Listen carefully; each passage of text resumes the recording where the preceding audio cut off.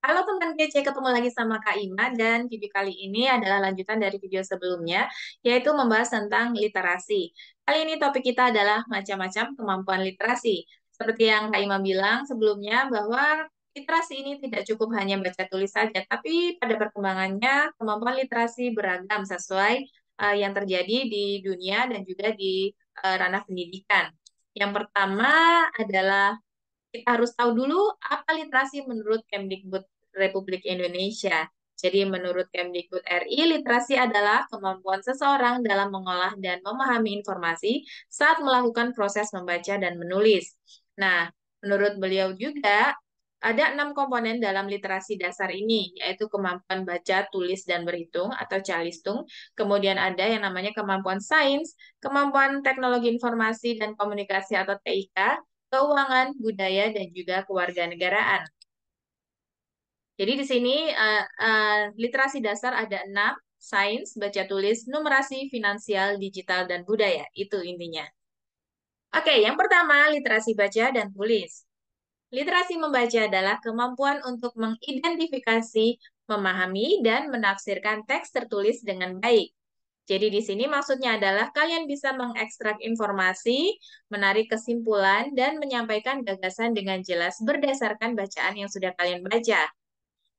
Kalau literasi menulis ini adalah kemampuan untuk menyampaikan gagasan, pemikiran, dan informasi secara tertulis dengan jelas dan efektif. Jadi kalian bisa menuangkan apa yang ada di pikiran kalian melalui tulisan secara tertulis, pasti ya.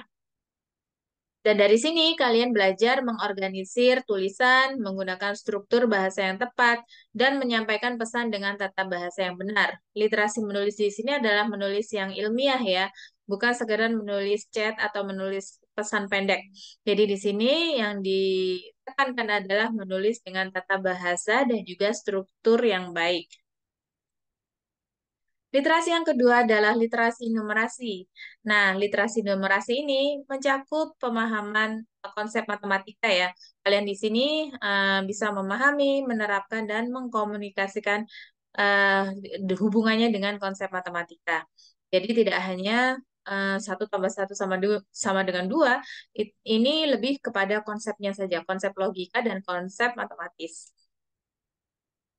Literasi numerasi ini juga berhubungan dengan penggunaan berbagai macam angka dan simbol yang terkait dengan matematika dasar untuk memecahkan masalah praktis dalam berbagai macam konteks kehidupan sehari-hari. Jadi literasi numerasi ini matematika yang dihubungkan dengan kehidupan sehari-hari nih teman kece. Tidak hanya berkutat dengan rumus saja, tapi bagaimana konsep dasar matematika ini menyelesaikan masalahmu dalam kehidupan sehari-hari.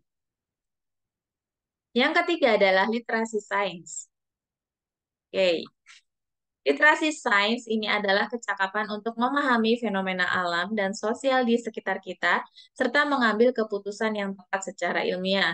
Jadi di sini kalian bisa melihat alam, bisa meningkatkan pengetahuan kalian tentang alam dan seisinya, jadi bisa mengetahui apa nanti resiko yang terjadi jika kita tidak memelihara alam dengan baik, atau bagaimana cara kalian bisa memahami konsep dan proses ilmiah seperti bagaimana terjadinya hujan, bagaimana harus ada pengairan, bagaimana hutan harus dilindungi, itu termasuk di literasi sains.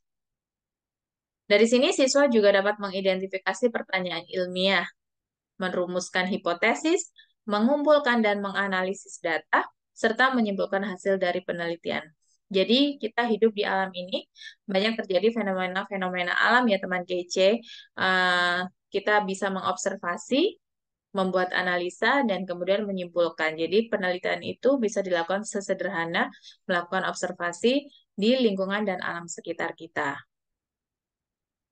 Selanjutnya literasi digital. Nah, kita sudah ada di dunia digital sekarang ya, di era digitalisasi, di mana berliterasi tidak hanya buku saja, tapi juga merambah di digital. Namanya adalah literasi digital. Maksudnya adalah kecakapan menggunakan media digital dengan beretika dan bertanggung jawab untuk memperoleh informasi dan berkomunikasi.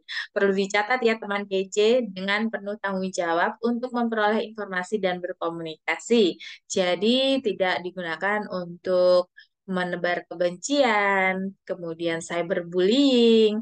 Jadi di sini kita harus wise atau harus bijak dan bertanggung jawab dalam menggunakan media digital.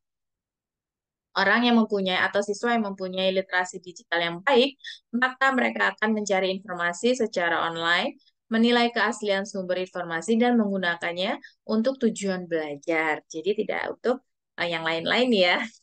Jadi kalian harus fokus menggunakan media digital ini untuk tujuan belajar.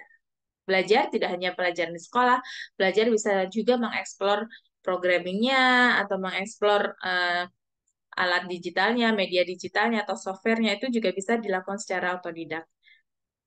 Oke, selanjutnya literasi finansial. Kalau finansial pasti berhubungan sama uang ya.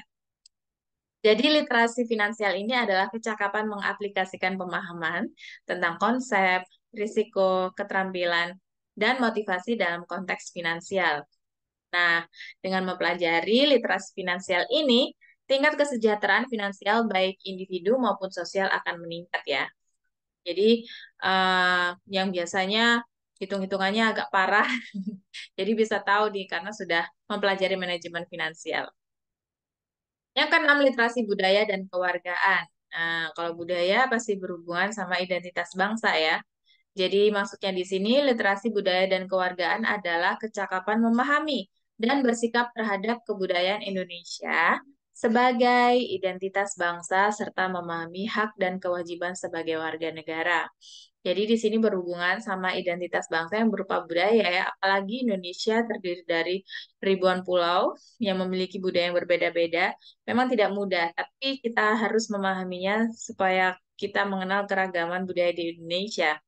Dari literasi budaya dan kewargaan ini dibagi menjadi dua lagi nih teman kece. Yang pertama adalah literasi budaya.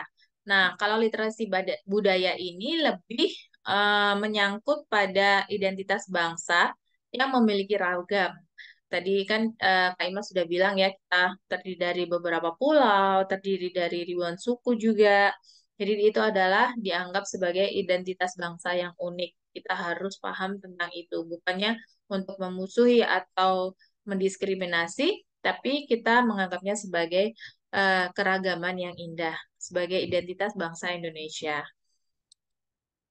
Kemudian kalau yang kedua, literasi kewargaan ini maksudnya adalah berhubungan dengan pengetahuan dalam sebagai warga negara yang baik dan warga masyarakat yang mempraktikkan budaya dalam kehidupan sehari-hari. Jadi gabungan keduanya ini bisa membentuk karakter kalian yang mengemban identitas bangsa yang baik dan berbudaya. Begitu teman kece. Oke, teman GC, untuk video kali ini cukup. Kita akan lanjutkan lagi di video selanjutnya. Terima kasih. Bye-bye.